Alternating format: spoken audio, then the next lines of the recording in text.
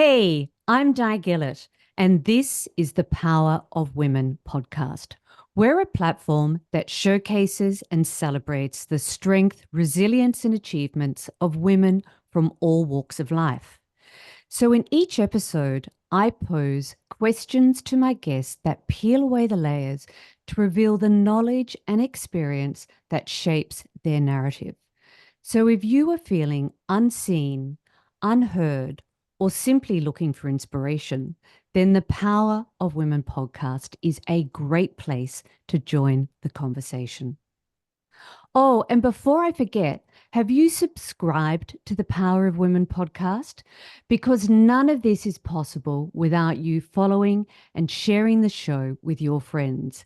Then together we get to hear more from these extraordinary women. Now for today's episode, and given the rich conversations we've been having, we don't always have the luxury of time to fully explore every topic.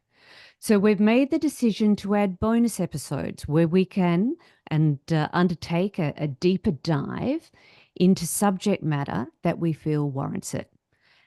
Undergoing change and transformation is actually one of those topics. So joining me again is Karen List, transformational coach for women. Hey, Karen. Hi, Di. How are you? Great to be Oh, back with lovely to have you back again. you. Karen, I loved what you said about the difference between change and transition. You said change is what happens to us. We've got no control over change.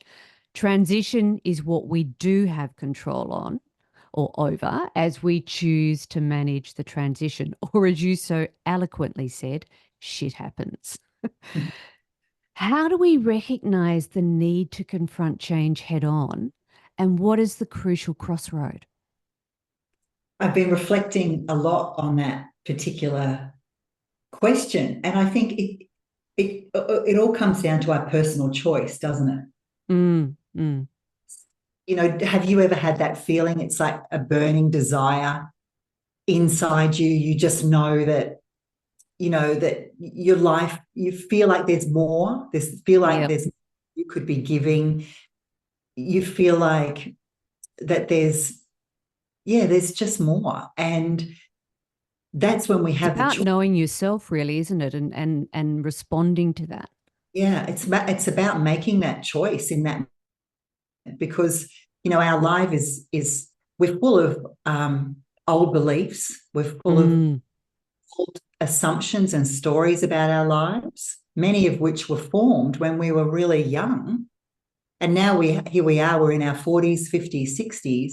We really have to take stock sometimes and look at those things and ask ourselves if they're really true, mm. and re-choose, reorganize. So are You you know, so finding women are having, when I say what's a crucial crossroad, are you finding women are having a significant moment, epiphany, episode, scenario that's prompting them to respond and take action? there seems to be there's about six particular things that I seem to focus on that come up against women in our age group. A big one for me recently was reassessing my life, as I was, a single mum for many years, and having to really reassess my life when my daughters moved out of home. That That's seems to be a big one for so many women, the empty nester trigger. unbelievable, unbelievable. And even now, Mm, I can still get choked up when I talk about it. But I made the choice to, I mean, I knew obviously this was coming. I made the mm, choice to dive into something new myself. I've actually started, my whole new career path as being a coach, a feminine power coach, and helping women empower themselves. And so I've had the opportunity, I made the choice to dive into something new. And as my kids are moving out and starting their own lives, I'm also starting a new chapter in my life. And I think mm. that kind of thing is super important. Yeah, and I'm hearing that more and more through these discussions of rather than staring down the barrel towards retirement or doing less. I'm finding women are choosing to do more. And it comes down to choice. Mm, You know, do we want to replay the same old things we've always done and just get the same result? No, mm, I find that women in our age group, they're incredibly resourceful, they're incredibly wise, they're incredibly intelligent.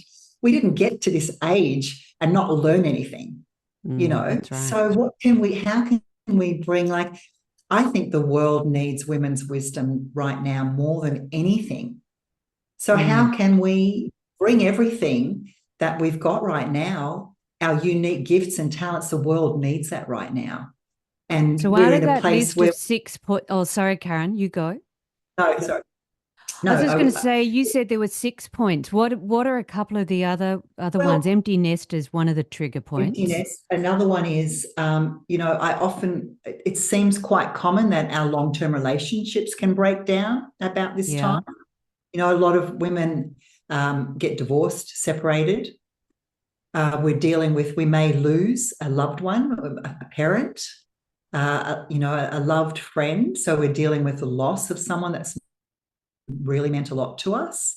Mm. We might find that, we've been doing this job for many years, maybe to pay the school fees or whatever, don't have to Mm. do that anymore.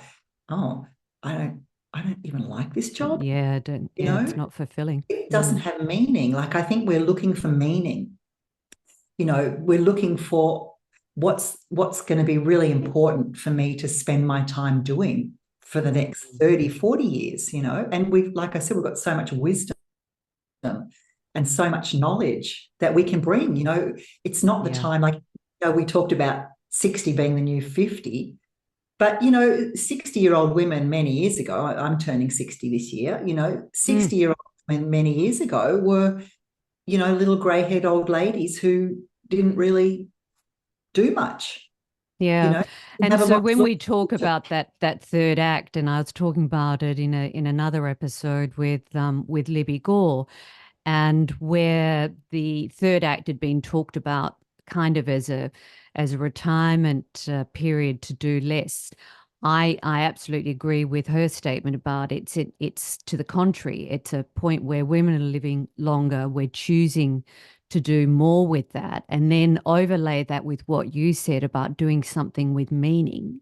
And I think we get to an age where we really do know what's important to us, and that's when the really important stuff starts to happen.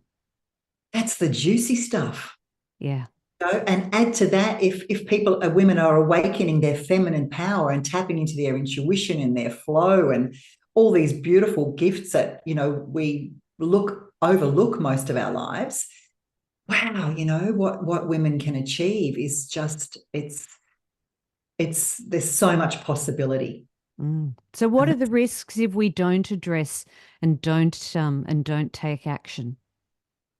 well, the risk, I think, is not being happy, Mm. being dissatisfied in our lives. And I think there's a lot of other risks, but really I've come to the thing in my life that yes, we love to have great careers and we want to earn good money and all that kind of thing. But ultimately, I think we want to be happy. We want to have joy in our life. We want to have deeply meaningful relationships. We want to have peace of mind. I mean, ultimately, if you don't have those things, the rest is a bit hollow, I think. Mm. And if you have lived your life through others in bringing up your children and the like, it's so important to identify that you can have all of those things without the day-to-day responsibilities of motherhood. Yeah, that's right.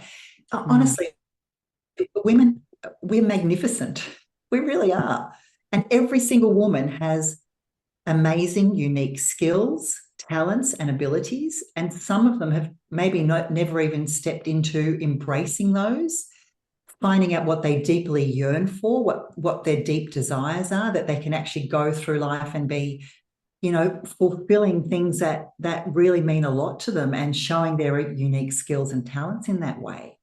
You mm. know, how powerful is that if everyone was doing that? So you recognize the power of self-belief, and there is no question that you have great belief, Karen. What do you do when that isn't enough? Look, I think that's a really, really, I think that's one of the most challenging things. I mean, I struggle with my self belief all the time. I struggle with my self belief before I came on this podcast, you know. And the thing That's is, imposter syndrome. I know, That's a different issue. I was talking to myself in the bathroom about that one this morning. Yeah. There's a beautiful saying that Dr. Claire Zammit, my mentor and teacher from the Institute of Women Centered Coaching, Mm, she has this saying that she says that you can't become yourself by yourself. that's interesting. Can And you unpack that a bit? I think that is so deeply true because as women, we're very critical of ourselves. We don't expect a lot of ourselves. Men actually don't expect a lot of us either. We judge ourselves very harshly. So, how can you unpack that for yourself? That's quite difficult. Whereas if Mm, you have a woman that you're working with, for example, a coach, and somebody that will actually listen to your story, your situation, offer you the gift of presence and deep listening, which is something, let's face it, we don't get a lot of in our lives. yeah, that's right. It's really just focus totally on you, what you really care about, what you love, what your struggles are, and to be able to turn around to you and say, but look at how you handled that, amplify their brilliance back to them, their magnificence, amplify their talents and gifts, and help them to break down old stories and realize that that belief that they've carried all their lives, it may not even be true anymore. And they Mm. can look at life in a completely different way. And I've seen how transformative that is. And in the setting that you're talking about, that's in the coaching setting. But I think we can also get that through the simple gift of sisterhood, can we not? We can. We absolutely can. And Mm. and then that brings up the whole thing of, that women in society, we've really been pitted as, being having to be competitive. Opponents.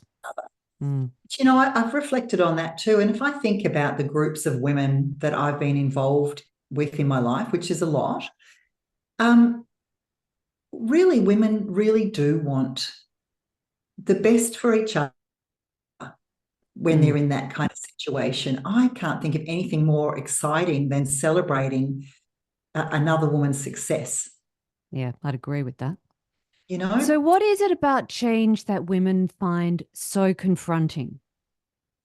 well, I think it's super scary. I mean, anytime you're going to step out of your comfort zone, it's always scary, isn't it? Mm. And it's the unknown potentially. It's also perhaps it's like, oh, I would really love to do this, but do I have the belief in myself to think that I can actually do it? You know, am I just kidding Mm. myself? Am I going to embarrass myself? I think a lot of that comes up. I think a lot of fear comes up and gets in the way. Mm. Mm. Yeah. And all of those things can be blockers and stop you from getting started and getting stuck into it.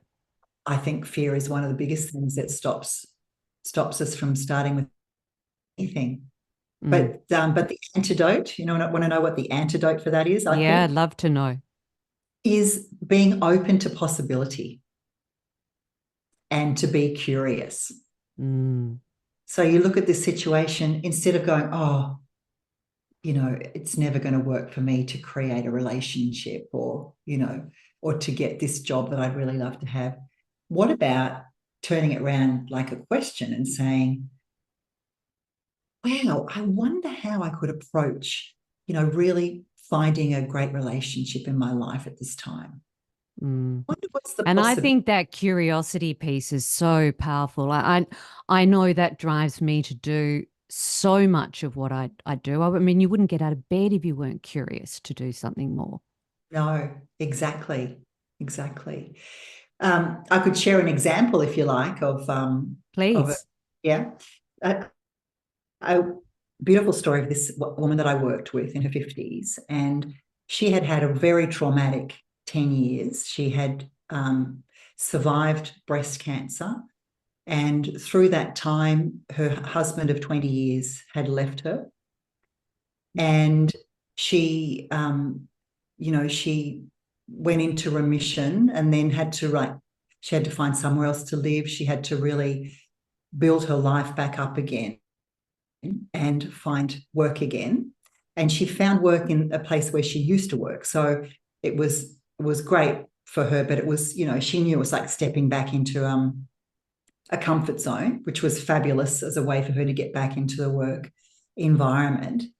But what she really yearned for was she wanted to have a relationship again. She really wanted to be in a relationship, and she was really starting to think about what work did she want to do moving forward in life that really had meaning for her.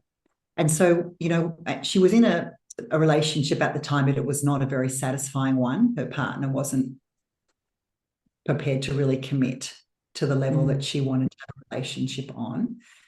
And so we worked together. We were working with the steps of the essential course for the awakening woman, and I was coaching her. And she made a choice to say yes, to whatever came up in her life, which I thought was super powerful. Big step. Yeah.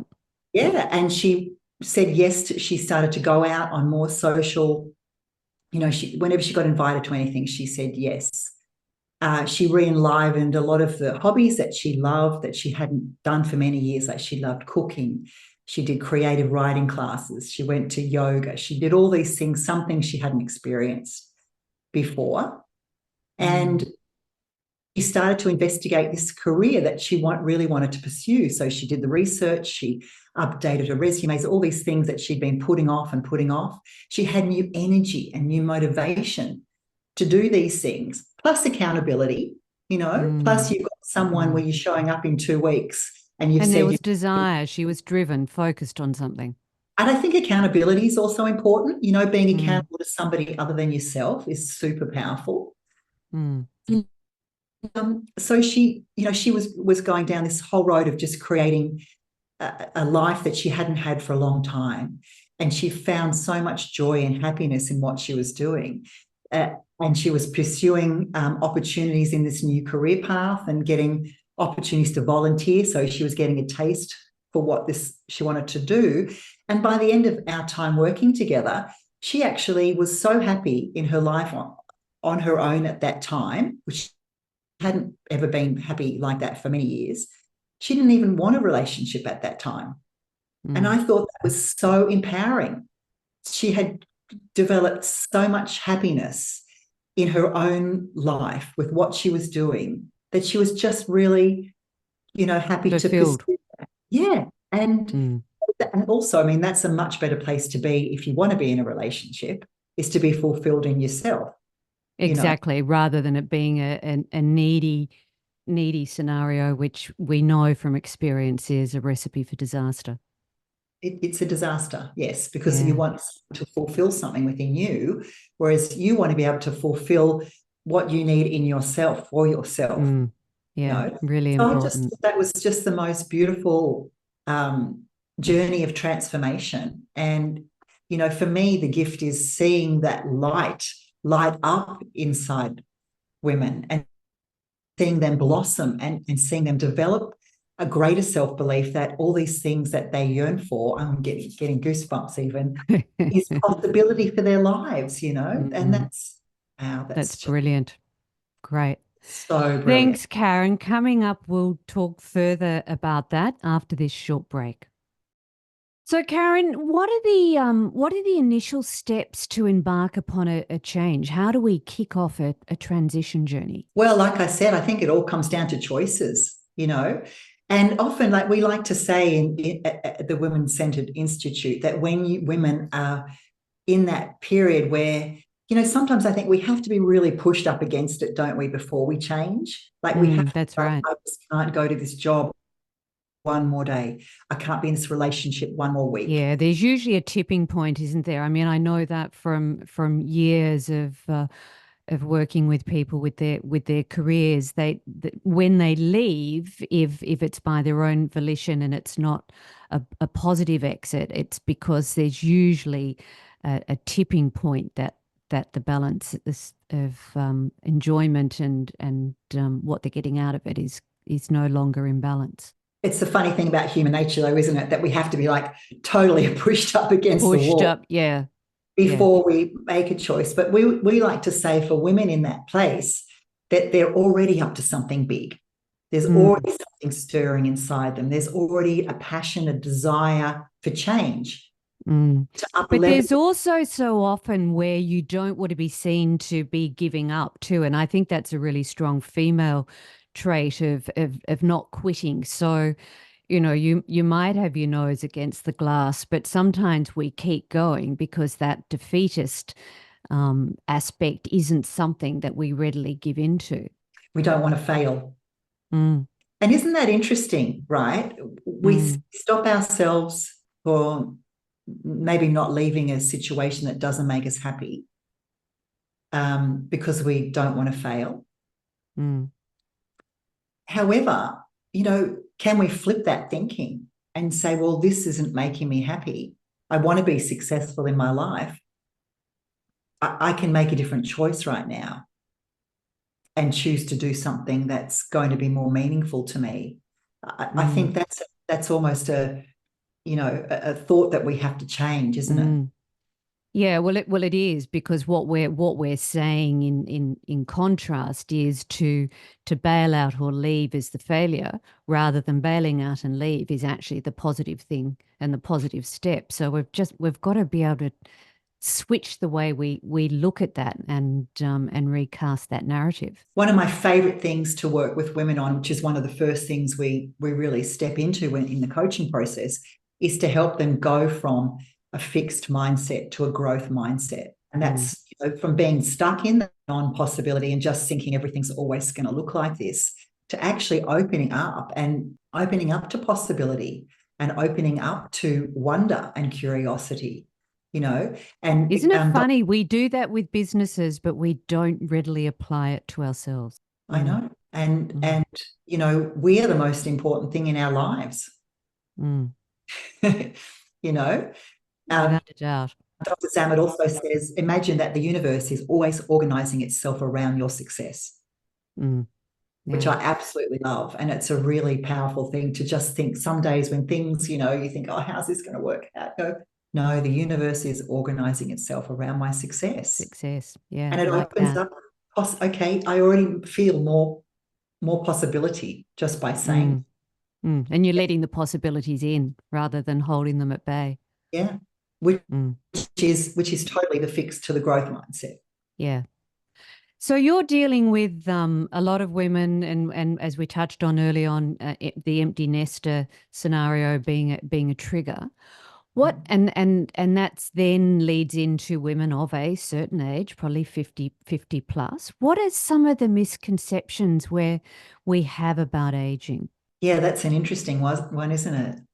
I think that one of the big misconceptions is like society kind of pigeonholes what you are like, what you should be like at certain ages. Um, and who set that up? Not me, Not somebody you I know? follow. No. Yeah, So yeah. these are all preconceptions. It's like Mm. this,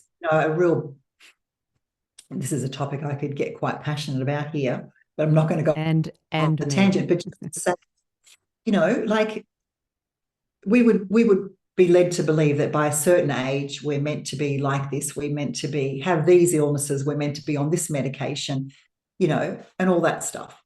Well, who said? Mm, exactly. You Who know, bloody well said.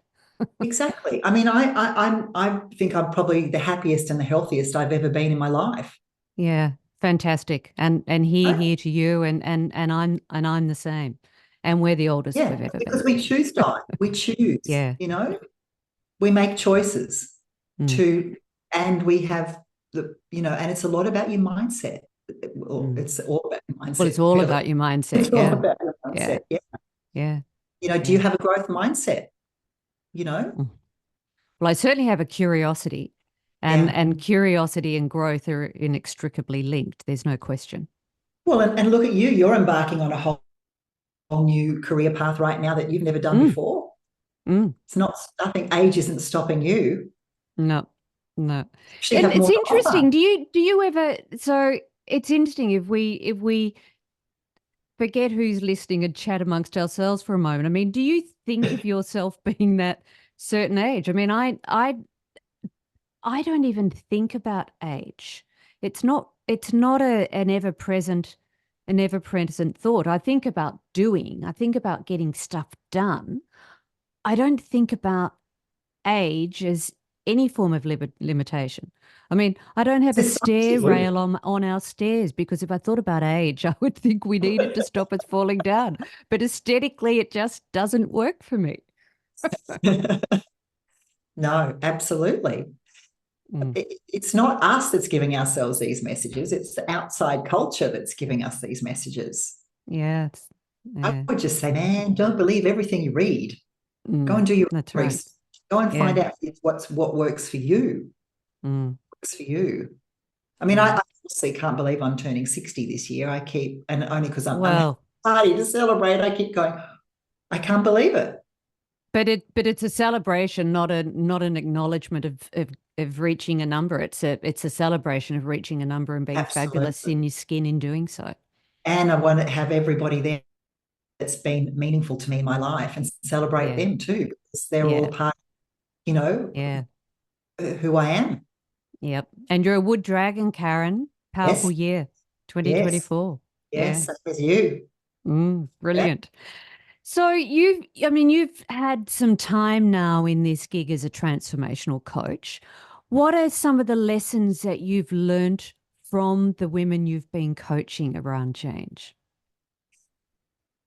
I just think that, anything is possible. If we support other women in their brilliance, I just like my logo is a rose, opening up, because Mm, that's see women with with yeah. with with support, with the ability to amplify each other. We have so much possibility to open into. And like I said before, seeing the light opening up, seeing the Mm, light, and women forgiving themselves for things that they always felt was their fault in their yeah. life, and dropping that whole weight of shame. I mean, Mm. that's huge. And that's aging. So if Yeah, we let that go and we're feeling metaphorically lighter in ourselves, I mean, that's where the light comes on. absolutely. Mm, There's just so much to that, and seeing women step into the greater possibility of their life, because I really love helping people step into their potential. I've been trying to do mm, that myself my whole life. I don't yeah. want to leave this earth leaving anything on the table. Like, I want to, make the most of everything I've been given. And I want to Mm. see that for other people too. And I mean, it's very clear to me that you're loving what you're doing, and congratulations on what you're doing. What if you think about what you really love about leading these women through the transitions, is there one or two things that you would call out that are your absolute gotcha moments? Well, I think I've probably already said it, Mm, watching women wake up to their brilliance and yeah, seeing possibility that's ahead for them. yeah, Like, we can feel at our age, we can feel overwhelmed, mm, undervalued, and have fear of the future. Whereas mm. I want to take women to feeling happy, inspired, joyful, and excited about tomorrow. Yeah, so it's the sharing and giving of the wisdom that you've found, and then and imparting that to others. If I distill that down, really, Yeah, it's the gift of giving, which is so incredibly powerful. it is. It is. Yeah, It is yeah, absolutely. Yeah. fantastic. Yeah. Karen, thank you so much for coming back and joining me again on the Power of Women podcast. And The work that you do is so important, and I hope so many more women actually reach out and take the opportunity to embark on the best part of their lives, which is still to come. Where can they Yeah. find you? Can you remind me again, Karen? How do they find you if they'd like to get in touch?